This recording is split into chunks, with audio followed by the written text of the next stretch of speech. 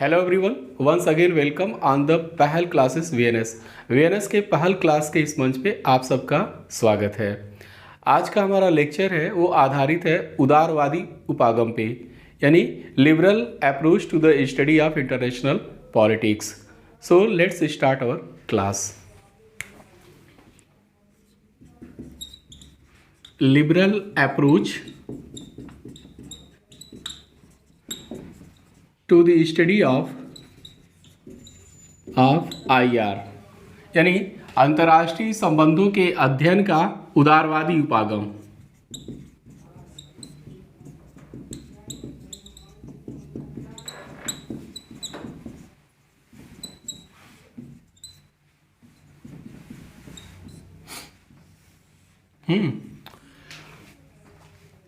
Liberal approach, जब हम कहते हैं कि लिबरल उदारवाद, तो इसका एक खास मीनिंग निकाला जाता है। उदारवाद एक ऐसी व्यवस्था है या एक ऐसी विचारधारा है या एक ऐसा दर्शन है जो इंडिविजुअलिज्म की बात करती है, व्यक्ति के अधिकारों की बात करती है। यानी उदारवाद एक ऐसी विचारधारा है या दर्शन है जो व्यक्ति के अधिकारों की बात करती है, निजी संपत्ति का समर्थन करती है, यानी व्यक्ति को जितना अधिक से अधिक हो सके संपत्ति संचित करने का अधिकार होगा, जीवन स्वतंत्रता और संपत्ति के अधिकार की बात करती है, बाजार प्रणाली का समर्थन करती है और निजी पूंजी का समर्थन करती है। यानी उत्पादन के साधनों पर जो स्वामित्व हो वो निजी लोगों का हो, निजी प्लेयर्स का हो, टाटा बिरला अंबानी अडानी इन लोगों का हो, यानी पूंजीवाद का समर्थन करती है। तो आप एक देखिए कि व्यक्तिगत स्तर पे व्यक्ति की स्वतंत्रता पर बल देने वाली विचारधारा है। व्यक्ति के स्तर पे अर्थव्यवस्था के स्तर पे वो पूंजीवाद और बाजार प्रणाली का समर्थन करने वाली विचारधारा है। तो आप देखिए कि उदारवाद व्यक्ति केंद्रित दर्शन है। व्यक्ति केंद्रित है तो व्यक्ति के अधिकार पर बल देगी और अधिकारों में भी स्वतंत्रता महत्वपूर्ण है।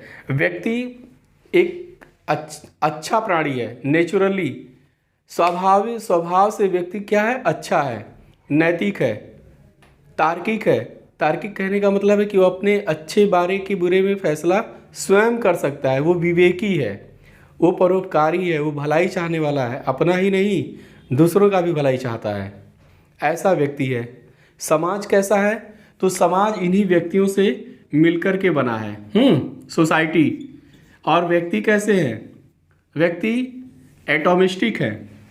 जैसे अणु है, अणु परमाणु मैटर में होते हैं, स्वतंत्र रूप से रहते हैं और इनके इंटरेक्शन से क्या होता है, एक स्ट्रक्चर आ रही है, सोसाइटी बन रही है।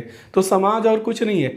ऐसा नहीं है कि समाज है तो इनका अस्तित्व है, ये है तो समाज का अस्तित्व है, ये है तो राज्य का अस्तित्व है। तो आप समझिए कि यह व्यक्ति केंद्रित दर्शन है, व्यक्ति के अधिकारों की बात करता है। व्यक्ति जो है राज्य और समाज दोनों से बढ़कर के है। व्यक्ति का महत्व जो है राज्य और समाज दोनों से बढ़कर के है। व्यक्ति का महत्व, व्यक्ति साध्य है और राज्य या समाज क्या है, साधन है। ये उदारवादी दर्शन है। तो अब आप जरा समझिए कि यदि व्यक्ति साध्य है, राज्य और समाज साधन है, तो राज्य और समाज की यदि स्थापना व्यक्ति करेंगे तो किसकी सिद्धि करना चाहेंगे, निजी संपत्ति की। व्यक्तिगत स्वतंत्रता का मतलब है, स्वतंत्रता के अधिकार का मतलब है कि जीवन स्वतंत्रता और संपत्ति है ना, यानी संपत्ति को संचित करने का अपरिमित अधिकार है।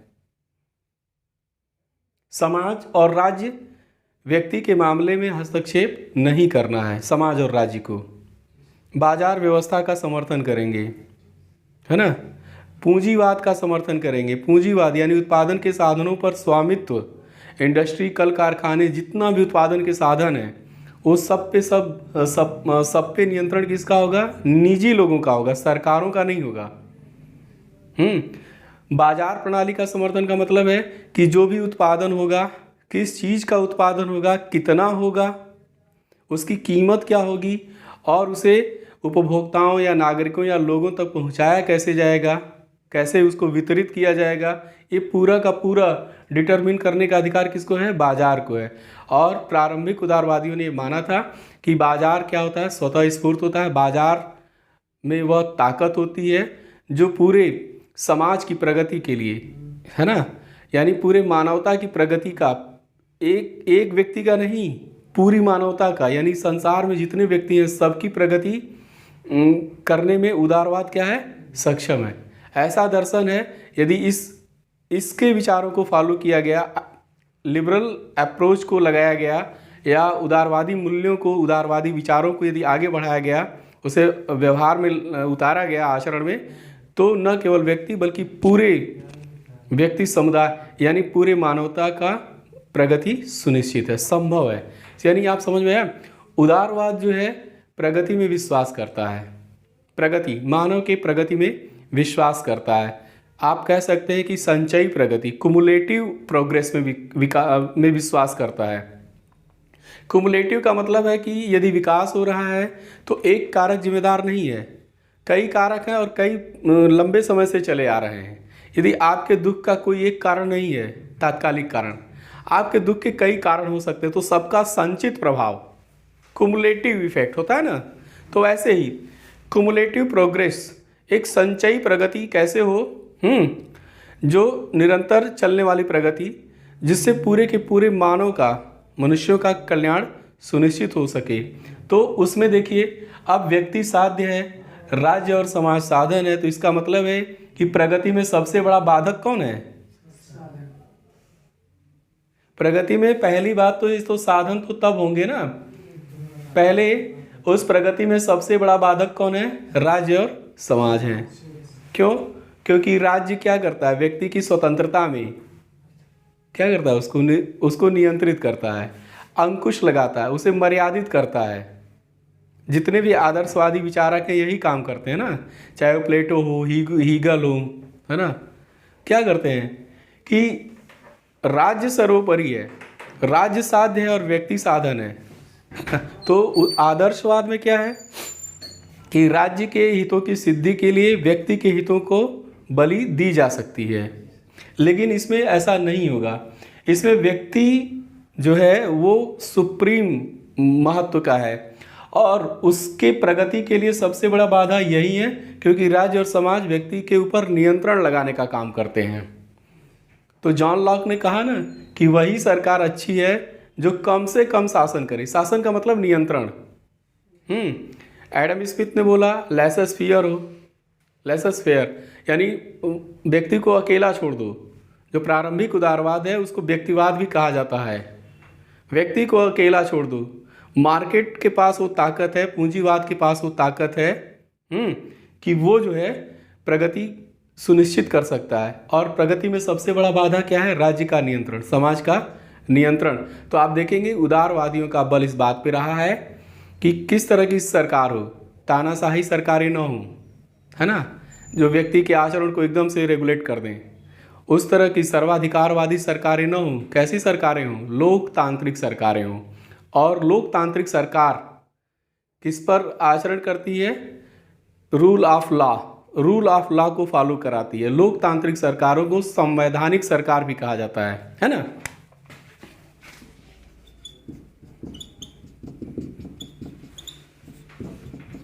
लोकतांत्रिक सरकार कैसी सरकारें होती हैं? संवैधानिक सरकार होती है ना। संवैधानिक का क्या मतलब होता है? संविधान के नियमों के मुताबिक आचरण करने वाली, यानी संविधान सुनिश्चित करता है कि जो सरकार है वो अमर्यादित न होने पाए, है ना। संविधानवाद का मतलब ये नहीं होता है कि संविधान के अनुसार, संविधान तो डिक्टेटरशिप में भी होता है, जो तानाशाही सरकारें होती हैं वो भी संविधान बनाती हैं, लेकिन संविधान यह सुनिश्चित करने वाला हो कि संविधान जो है राज्य के नियंत्रण को, सरकार के आचरण को नियंत्रित करने वाला हो, वो रूल ऑफ लॉ को फॉलो करने वाला हो। संविधान इस बात की गारंटी दे कि व्यक्ति के अधिकारों को बढ़ाने की बात करे, है ना। तो ये है संविधान, यानी संवैधानिक सरकार का मतलब हुआ सीमित सरकार। सीमित सरकार। सीमित सरकार यानी ऐसी सरकार जो कम से कम शासन करे, यानी कम से कम नियंत्रण करे। व्यवहार में इसका यही मतलब हुआ। सीमित सरकार का व्यवहार में मतलब हुआ कि कम से कम नियंत्रण करे, सीमित हो, उसका नियंत्रण सीमित हो। राज्य सिर्फ और सिर्फ क्या करे, लॉ एंड ऑर्डर से संबंधित जो कार्य वही करे, यानी पुलिस का कार्य करे। देखे कि समाज में कोई कानून व्यवस्था न तोड़ने पाए। जो कानून व्यवस्था बना है राज्य क्या करे, उसकी हिफाजत करे। बाकी विकास का कार्य कौन करेगा, निजी व्यक्ति करेगा, है ना। कैपिटलिस्ट सिस्टम करेगा, बाजार करेगा, पूंजीवाद करेगा। और उस पूंजीवाद में, बाजार प्रणाली में, हाँ, यह इतना सामर्थ्य है कि वो पूरी मानवता का प्रगति सुनिश्चित कर सके। तो आप देखिए, सीमित सरकार, समाज व्यक्ति की स्वतंत्रता में हस्तक्षेप न करे, राज्य हस्तक्षेप न करे। राज्य हस्तक्षेप न करे तो सीमित सरकार का नारा दिया गया। वही सरकार अच्छी है जो कम से कम शासन करे। बात इतनी समझ में आ रही। तो आप देखिए, उदारवाद का व्यक्तिगत स्वतंत्रता और संवैधानिक सरकारों से निकट का संबंध है। और यदि अंतर्राष्ट्रीय संबंध राष्ट्र राज्यों के द्वारा संचालित संबंध है तो उदारवादी दर्शन में वो राष्ट्र राज्य कैसे होने चाहिए, संवैधानिक हों। वो राष्ट्र राज्य यानी अंतर्राष्ट्रीय संबंध तानाशाही सरकारों द्वारा संचालित होने वाली प्रक्रिया न हो। कैसी प्रक्रिया हो अंतर्राष्ट्रीय संबंध की, संवैधानिक सरकारों द्वारा, लोकतांत्रिक सरकारों द्वारा संचालित होने वाली प्रक्रिया ही अंतर्राष्ट्रीय संबंधों का सार तत्व कहलाएगा। तो ये है उदारवाद। प्रगति में आस्था रखता है, संचयी प्रगति में आस्था रखता है। अब आप समझिए,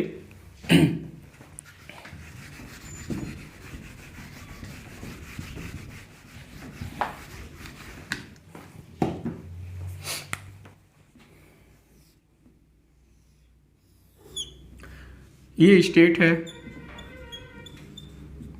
ये मार्केट है,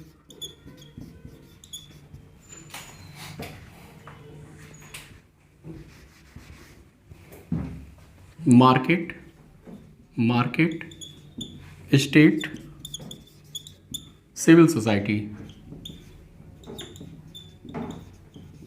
ये क्या है, एक ट्रायंगल है, बाजार, राज्य और नागरिक समाज।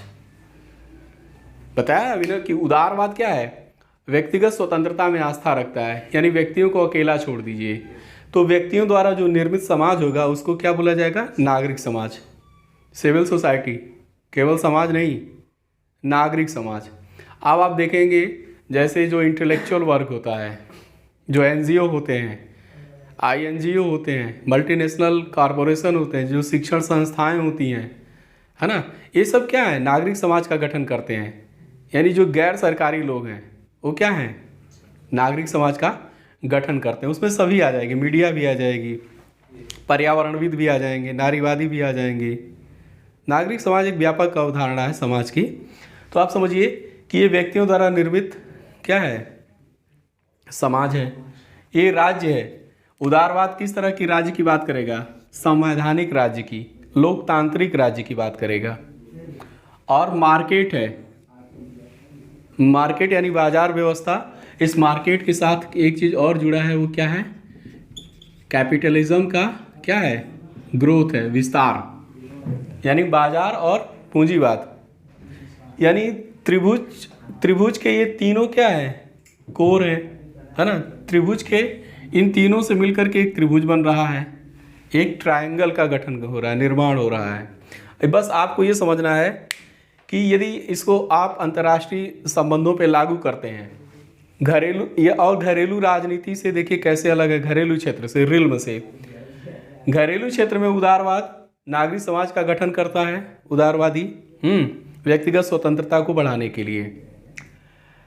बाजार प्रणाली का समर्थन करता है, यानी विकास का कार्य कौन करेंगे, निजी लोग करेंगे, पूंजीपति करेंगे, उसका समर्थन करता है। और ऐसी संस्थाएं, घरेलू स्तर पर ऐसी संस्थाओं को विकसित करने में भी सफल हो जाता है। जो कैसी संस्थाएं, राज्य की तरह संवैधानिक संस्थाएं, लोकतांत्रिक सरकारें, इस तरह की संस्थाओं के निर्माण में भी वो सफल हो जाता है। इस सफलता को अंतर्राष्ट्रीय संबंध पे कैसे दोहराया जाए?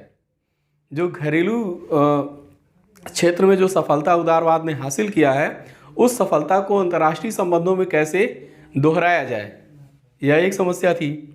तो उसी के लिए आप अब देखिए अंतर्राष्ट्रीय संबंध में कैसे होगा, जब सरकारों के बीच में संबंध होगा। यहाँ पे सरकारों के बीच का संबंध का मतलब ये हुआ, जो प्रारंभिक उदारवादी मानते थे कि सरकारें एक दूसरे के साथ राजनीतिक सहयोग करती हैं और क्या करती हैं, सामाजिक, आर्थिक, इस तरह के व्यापारिक, इस तरह के भी सहयोगों को बढ़ावा देती हैं। तो ऐसे में आप देखिए बाजार के माध्यम से क्या होगा, जो सरकारें हैं वो फ्री ट्रेड को बढ़ावा दें। जितनी भी सरकार, पहला तो ये है कि दुनिया भर में कैसी सरकारें बने, लोकतांत्रिक, है ना, लोकतांत्रिक सरकारें बने दुनिया भर में।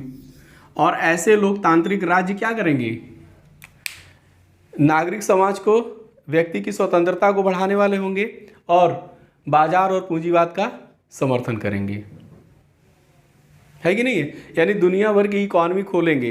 अगर दुनिया भर में लोकतांत्रिक सरकारें होंगी तो क्या करेंगे, दुनिया भर के में जो इंडिविजुअलिज्म है, व्यक्तिवाद है, व्यक्ति का क्या होगा, प्रोग्रेस सुनिश्चित होगा। क्योंकि ऐसी सरकारें कैसी हैं, संवैधानिक सरकारें, सीमित सरकारें हैं, तो व्यक्ति की आज़ादी बढ़ेगी। व्यक्ति अपना ग्रोथ प्रोग्रेस करेगा, जो जैसा चाहेगा वैसा करेगा। बाजार क्या होंगे, तो दुनिया भर के बाजार क्या होंगे, आपस में जुड़ जाएंगे, लिंक हो जाएंगे, है ना। मार्केट, तो जो पूंजीवाद है, पूंजीवादी प्रणाली, वो भी क्या होगी, उसका भी इंटीग्रेशन, एकीकरण हो जाएगा। तो जो घरेलू क्षेत्र में जिन उपलब्धियों को हासिल किया गया है, अगर ऐसा होने लगेगा तो अंतर्राष्ट्रीय क्षेत्र में भी, अंतर्राष्ट्रीय संबंधों में भी क्या होगा, प्रगति होगी ना। तो अंतर्राष्ट्रीय जो संबंध है या अंतर्राष्ट्रीय राजनीति, वो कहाँ जाएगी, शांति की ओर जाएगी। जो इंटरनेशनल पॉलिटिक्स है, जैसा कि यथार्थवादी मानते हैं, कैसा है, रिल्म पावर पॉलिटिक्स का है ना, शक्ति राजनीति है वो। वहाँ पे युद्ध है, युद्ध की अवस्था है, एनार्की है। तो युद्ध की अवस्था है और वहाँ पे राज्यों के सामने की क्या समस्या है, अपने अस्तित्व की सुरक्षा, भौतिक अस्तित्व की सुरक्षा। भौतिक अस्तित्व की सुरक्षा एक का प्रश्न, ऐसा प्रश्न है जो राज्यों को सिक्योरिटी डायलेमा में ला देती है। तो वार है, जो यथार्थवादी है उनका कहना है कि जो वार है एक नेचुरल फिनोमिना है, प्राकृतिक घटना है, ये होते रहते हैं, ये अंतर्राष्ट्रीय राजनीति की विशेषता है। उदारवादी कहते हैं नहीं, वार नेचुरल फिनोमिना नहीं है, ये नेचुरल कंडीशन नहीं है। ये कैसे है, वार के कई कारण बताते हैं। जो उदारवादी हैं युद्ध के कई कारण बताते हैं। अगर आप रिचर्ड कॉबडेन को देखेंगे, वार के देखिए उदारवादी कई कारण बताते हैं। यथार्थवादी जो रियलिस्ट हैं, रियलिस्ट जो है वार का जो कारण बताते हैं, वो क्या बोलते हैं कि एनार्की है। एनार्की युद्ध का कारण है। अच्छा, लेकिन जो लिबरल हैं, लिबरल बोलते हैं कि वार का कारण क्या है, तो वार का कारण एनार्की नहीं है। इसमें तीन दृष्टि आती है युद्ध के कारण की। एक है रिचर्ड कॉबडेन, ये बोलते हैं युद्ध का कारण बताते हैं, इसको बोलते हैं इंडिविजुअल लेवल या इंडिविजुअल इमेज, व्यक्ति के स्तर पर उतर के ही विश्लेषण करते हैं। कहते हैं कि युद्ध का कारण क्या है, तो राज्यों की प्रवृत्ति है। राज्य घरेलू क्षेत्र में और अंतर्राष्ट्रीय क्षेत्र में अधिक से अधिक हस्तक्षेप करते हैं। राज्यों का ये स्वभाव होता है कि वो व्यक्तिगत जो आज़ादी है उसको क्या करते हैं, दबाते हैं, उसको कम करते हैं, उसको नियंत्रित करते हैं। तो ऐसे में क्या होगा, असंतोष की भावना होती है। ऐसे ही कुछ राज्य होते हैं, वो राज्य क्या करते हैं, व्यक्तिगत स्वतंत्रता को दबाने का कार्य करते हैं। तो यानी इंडिविजुअल लेवल पे युद्ध कहाँ शुरू होता है, व्यक्तियों के मन में असंतोष होता है तो वो युद्ध का कारण बनता है। वो एनार्की को नहीं बताते हैं व्यक्तिगत स्तर पे। और दूसरा है, हमने बताया था वुडरो विल्सन, वुड्रो विल्सन, ये क्या है? इनका राज्य इमेज है, स्टेट इमेज। राज्य का कारण क्या है? बैलेंस ऑफ पावर है। राज्य का कारण क्या है? प्रोटेक्शनिस्ट युद्ध का कारण क्या है? प्रोटेक्शनिस्ट पॉलिसी है, संरक्षणवादी नीतियाँ। युद्ध का कारण क्या है? बैलेंस ऑफ पावर है। तो आप देखिए, जैसे वुड्रो विल्सन कहेंगे कि युद्ध के ये सब कारण हैं, तो युद्ध का निवारण कैसे होगा? बोलेंगे कलेक्टिव सिक्योरिटी और लीग ऑफ नेशन जैसे संस्थाओं के माध्यम से, है ना। और रिचर्ड कॉब्डेन बोलेंगे कि युद्ध का कारण क्या है? तो व्यक्तिगत असंतोष है, क्योंकि राज्य जो है उनकी व्यक्तियों की गतिविधियों में हस्तक्षेप करता रहता है, तो ये सब युद्ध के असंतोष के कारण बनते हैं। तो उसका निवारण क्या होगा? कि व्यक्तिगत स्वतंत्रता को बढ़ावा दिया जाए, है ना। अच्छा, एजे हॉब्सन भी हैं। एजे हॉब्सन, इन्होंने बोला कि युद्ध का कारण क्या है? तो बैलेंस ऑफ पावर सिस्टम है, ठीक है, balance of power system. Woodrow Wilson से थोड़ा सा समझिए, वुड्रो विल्सन ने भी बोला था ना, युद्ध का कारण प्रोटेक्शनिस्ट पॉलिसी। और क्या बताया था? Balance of power. तो ये राज्य के स्तर पे विश्लेषण करते हैं ना, तो बैलेंस ऑफ पावर इनका ये है, प्रोटेक्शनिस्ट पॉलिसी है। एक और चीज़ बताए थे वुड्रो विल्सन, वो कहते थे कि राज्य जो समझौते करते हैं वो पारदर्शी नहीं होते, वो जनता को अवेलेबल नहीं होते हैं। जनता को पता ही नहीं चलता है कि समझौते क्या हो रहे हैं। तो कहते हैं कि इसका निवारण कैसे होगा? एक तो बताते हैं प्रोटेक्शनिस्ट पॉलिसीज के जगह पे क्या होगा? फ्री ट्रेड को बढ़ावा दिया जाए, है ना, फ्री ट्रेड को बढ़ावा दिया जाए। सिक्योरिटी डायलेमा की जगह है ना, जो बैलेंस ऑफ पावर है उसके जगह पे क्या हो? कलेक्टिव सिक्योरिटी हो।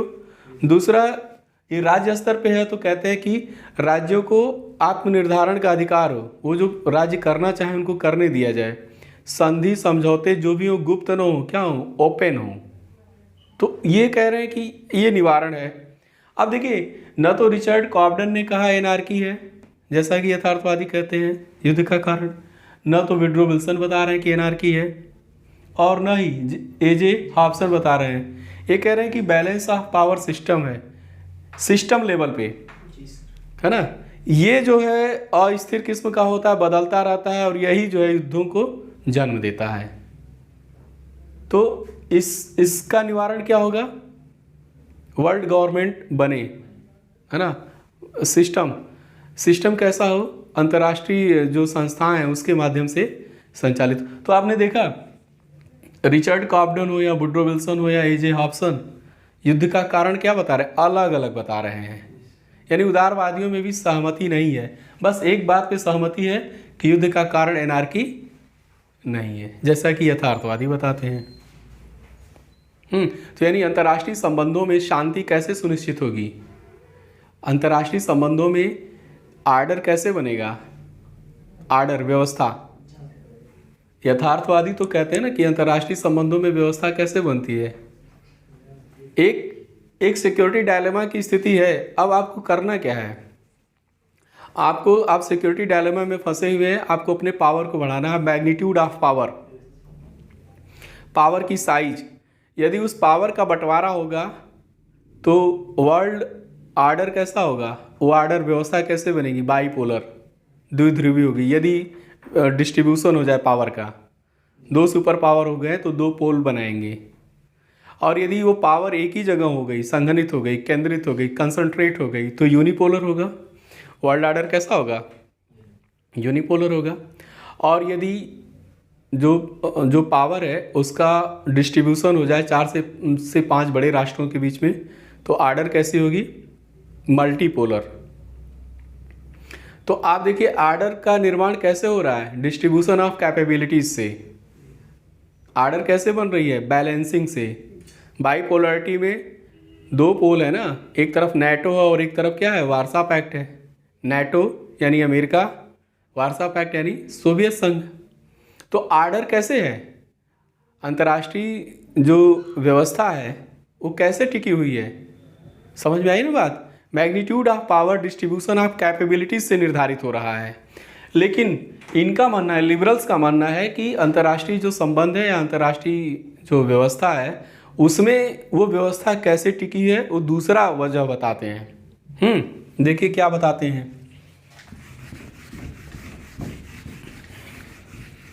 पहले आप समझिए कि जो स्टेट के बारे में उनकी अवधारणा है, state is not unitary actor, है ना, यूनिटरी और यूनाइटेड एक्टर। राज्य कैसे हैं? यूनाइटेड का मतलब यूनिटरी का मतलब होता है एकक।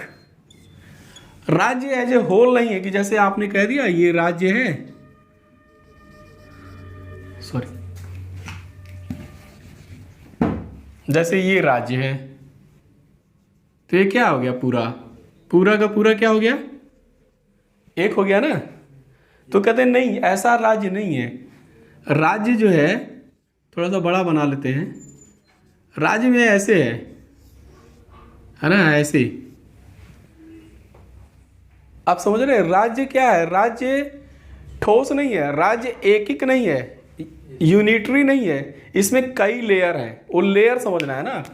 स्टेट क्या है? लेयर है, लेयर्स। राज्य क्या है? यूनिटरी के बजाय जो है लेयर्स हैं। इसमें आप देखिए ब्यूरोक्रेसी का लेयर है, ब्यूरोक्रेसी अधिकारी वर्ग का, आप जिसको विधायिका, कार्यपालिका, न्यायपालिका कहते हैं। उदारवादियों की नज़र में वो क्या है? वो अधिकारी वर्ग है। ब्यूरोक्रेसी तो है ये, जिसको आप प्रैक्टिकल सेंस में समझते हैं कि वो ब्यूरोक्रेसी है। ये भी यानी सरकार क्या है? तो सरकार यूनिटरी नहीं है, वो क्या है? अधिकारी तंत्र का एक अधिकारी तंत्र का एक स्तर से निर्मित है।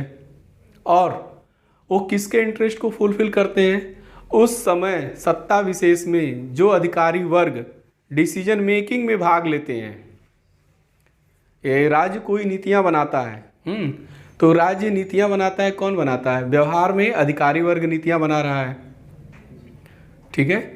तो अब वो जो सत्ता में रहता है वो अपने इंटरेस्ट को प्रमोट करने के लिए नीतियां बनाएगा, अपने इंटरेस्ट को, और उसको नाम दिया जाएगा राष्ट्रीय हित, नेशनल इंटरेस्ट। उदारवादियों का कहना है कि नेशनल इंटरेस्ट जैसी कोई चीज़ होती नहीं है। वो व्यवहार में किसका इंटरेस्ट होता है? अधिकारी तंत्र का इंटरेस्ट होता है। अधिकारी तंत्र कौन? जो उस समय पावर में होता है। स्टेट जो है बार्गेनिंग कंडीशन में रहता है। स्टेट सावरन होते हैं, है ना, ठीक है, राज्यों का महत्व है, स्टेट सावरन होते हैं, लेकिन स्टेट्स को निगोशिएट करनी पड़ती है, वार्ताएं करनी पड़ती हैं। किसके साथ? सिविल सोसाइटी के लोगों के साथ करनी पड़ती है, एनजीओ के साथ करनी पड़ती है, पूंजीपतियों के साथ वार्ताएं करनी पड़ती है ना, एमएनसीज के साथ, जो विभिन्न स्टेक होल्डर्स हैं उन सब के साथ क्या करता है? राज्य को वार्ता करनी पड़ती है। ऐसा नहीं है कि राज्य जो है अकेले ही कोई निर्णय ले लेगा, है ना। उस सब के यानी बार्गेनिंग सिचुएशन होता है, सौदेबाजी की स्थिति होती है, जो राज्य की सीमा के अंदर। बात यही है कि राज्य को निगोशिएट करना पड़ता है। बार्गेनिंग सिचुएशन की स्थिति हमेशा रहती है, सौदेबाजी की स्थिति हमेशा बनी रहती है, विभिन्न ग्रुपों के साथ उसको निगोशिएट करना पड़ता है। तो ये है राज्य का कॉन्सेप्ट, है ना। तो अंतर्राष्ट्रीय राजनीति में यदि जो अंतर्राष्ट्रीय संबंध हैं, अंतर्राष्ट्रीय संबंधों का जो संचालन हो रहा है, उन संबंधों का संचालन करते समय अंतर्राष्ट्रीय जो संबंध है उसका संचालन अब कैसे होता है? तो ठीक है, अंतर्राष्ट्रीय संबंधों के संचालन में जो राष्ट्रीय सरकारें हैं वो महत्वपूर्ण होती हैं, है ना। लेकिन ऐसा नहीं है कि अंतर्राष्ट्रीय संबंधों का पूरा नियमन ये राष्ट्रीय सरकारें करती हैं। ऐसा नहीं हो सकता। क्यों नहीं हो सकता? क्योंकि देखिए जो सिविल सोसाइटी है, नागरिक समाज, उसकी गतिविधियों को पूरी तरह से नियंत्रित नहीं किया जा सकता। सिविल सोसाइटी की गतिविधियों को, मीडिया को राष्ट्रीय सरकारें आज के दौर में रेगुलेट नहीं कर सकती उस तरह से जैसे पहले करती थी। कॉम्प्लेक्स इंटरडिपेंडेंसी का दौर है।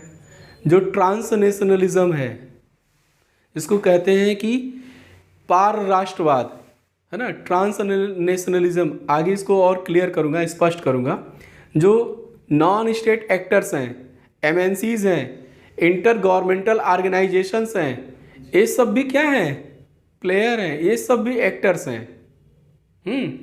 तो यानी जो अंतर्राष्ट्रीय संबंध है, उस संबंधों का एकमात्र नियमनकर्ता रेगुलेटर राज्य नहीं है, ये सब भी स्टेक होल्डर हैं, अदर एक्टर्स भी हैं और इक्वली इम्पॉर्टेंट हैं।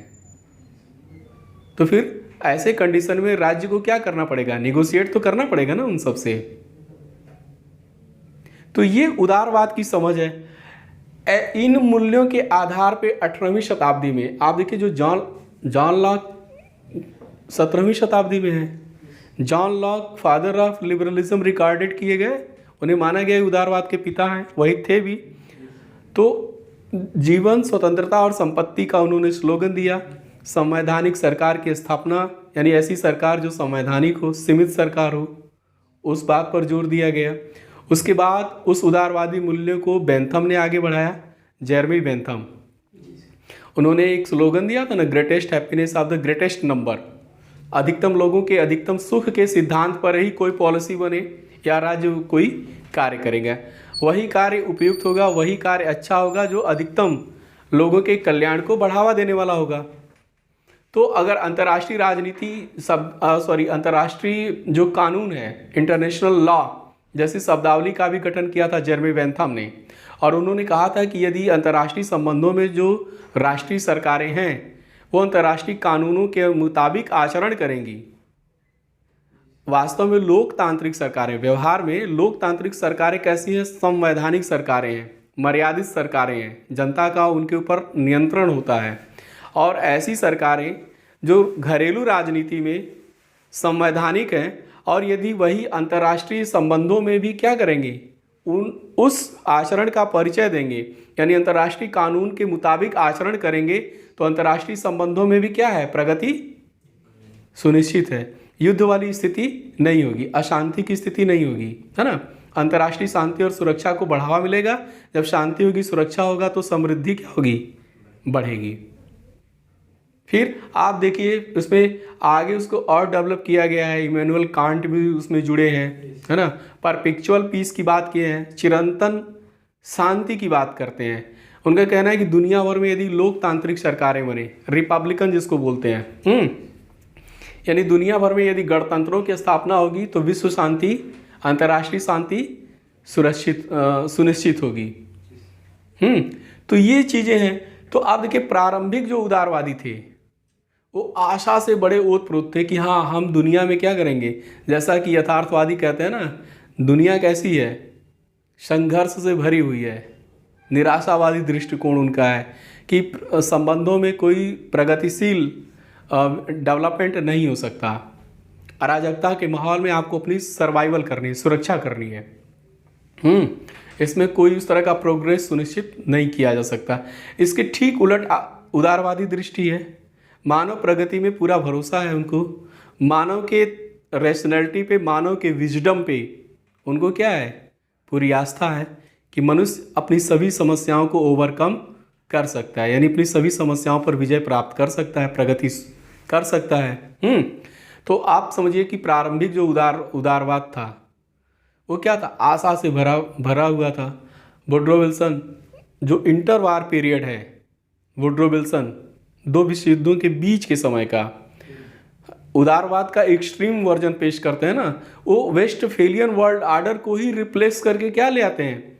उदारवादी विश्व व्यवस्था की स्थापना करना चाह रहे थे। लिबरल वर्ल्ड आर्डर संस्थाओं की बात कर रहे थे कि नहीं कर रहे थे? लीग ऑफ नेशन की प्रस्तावना किए थे ना वुडरो विल्सन ने। अब समझिए, उदारवादी मूल्यों पर, यानी एक व्यवस्था जो चली आ रही है उसको बदल करके, उसको रिप्लेस करके क्या है? एक नया वर्ल्ड आर्डर। ये तो आदर्श है ना। प्रारंभिक जो उदारवाद था वो एक्सट्रीम वर्जन था, उसको आदर्शवाद कहा गया, आशा से ओतप्रोत था। लेकिन जैसे ही सेकेंड वर्ल्ड वार हुआ, आदर्शवाद की आशाएं क्या हो गई? कहते हैं कि beacon of hope was extinguished, है ना। आशा की किरण क्या हो गई? एक्सटिंग्विश्ड कर गई, यानी बुझ गई सेकेंड वर्ल्ड वार होते ही। तो आप देखिए कि 2 विश्व युद्धों के बीच में जो आइडियलिस्ट स्कूल था, इंटरनेशनल जो अंतर्राष्ट्रीय संबंधों के अध्ययन का आइडियलिस्ट जो स्कूल था, आदर्शवादी उपागम, था ना वुडरो विल्सन का, वो क्या हो गया, वो ढह गया, वो सपने जो है क्या हो गए, टूट गए। तो विश्व उदारवाद के मुताबिक आगे नहीं बढ़ा, वो यथार्थवादी मान्यताओं के अनुरूप आगे बढ़ने लगा। जो अंतर्राष्ट्रीय संबंधों का संचालन शांति की ओर न होकर के किधर होने लगा, पावर पॉलिटिक्स की ओर होने लगा। तो आप देखिए, लेकिन आप उसी में द्वितीय विश्व युद्ध के बाद उदारवाद के लिए एक संतोष की बात ये थी कि अमेरिका ने संयुक्त राष्ट्र संघ को निर्मित किया था। तो संस्थाओं के माध्यम से या ब्रेटन वुड्स सिस्टम लेकर के आया अमेरिका। तो उदारवादी जो मूल्य हैं उन मूल्यों को संरक्षित करने का, उन मूल्यों को आगे बढ़ाने का काम किया, उदारवादी लक्ष्यों को पाने की दिशा में। लेकिन बहुत जल्दी शीत युद्ध में फंस गए। जो वर्ल्ड ऑर्डर हो गई, कैसी हो गई, बाइपोलर हो गई।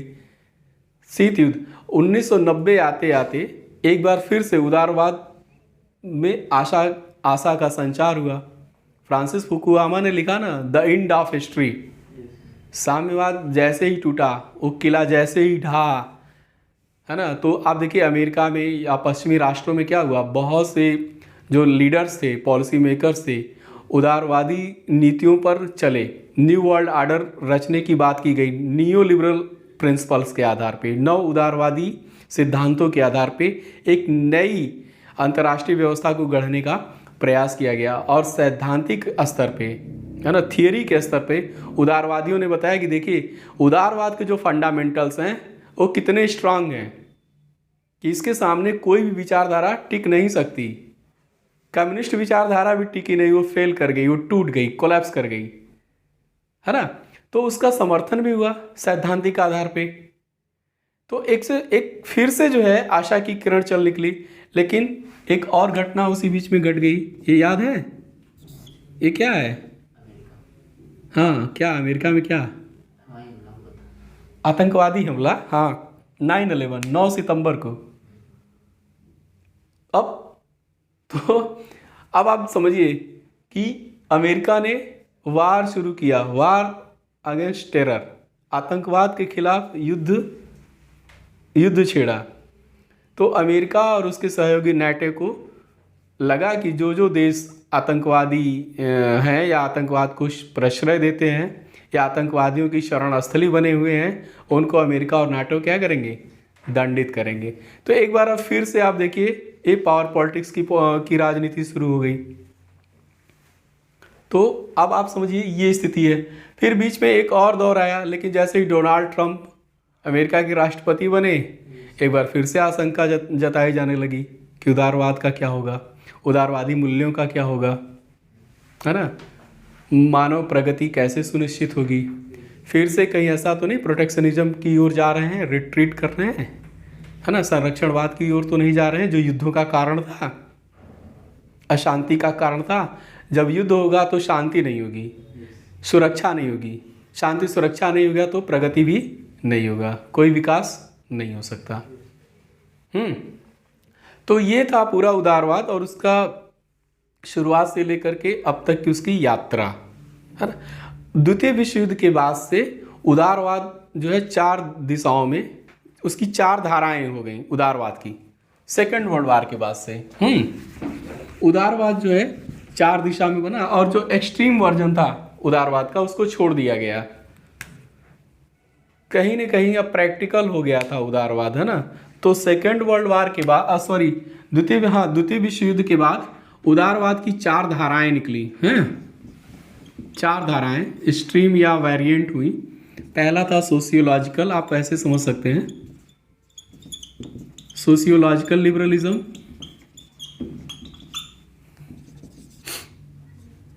दूसरा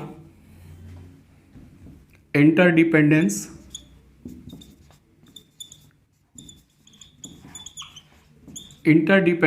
लिबरलिज्म। तीसरा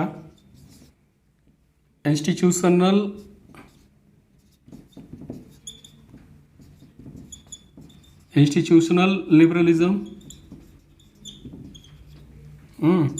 और चौथा आप कह सकते हैं रिपब्लिकन लिबरलिज्म। इंटरडिपेंडेंस इसको बोलते हैं समाजशास्त्री उदारवाद।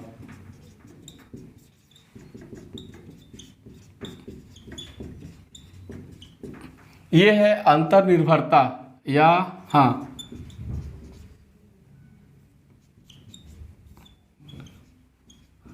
अंतर्निर्भरता, उदारवाद, अन्योन्याश्रित भी कहते हैं। थोड़ी सी ये संस्कृत निष्ठ हिंदी है ना। अन्योन्याश्रित यानी एक दूसरे के ऊपर आश्रित हो जाने वाली, इसको बोलते हैं संस्थावादी उदारवाद, और ये है गणतंत्रात्मक उदारवाद, तंत्रात्मक उदारवाद। इन द्वितीय विश्व युद्ध के बाद जो 4 धाराएं निकली, इसी उदारवाद को बोला गया नव उदारवाद। क्या बोला गया? नव उदारवाद, है ना, नियो लिबरलिज्म।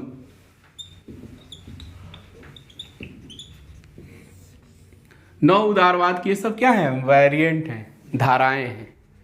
और आप उसके पहले 2 विश्व युद्धों के बीच का वो क्या उदारवाद, वो क्या था?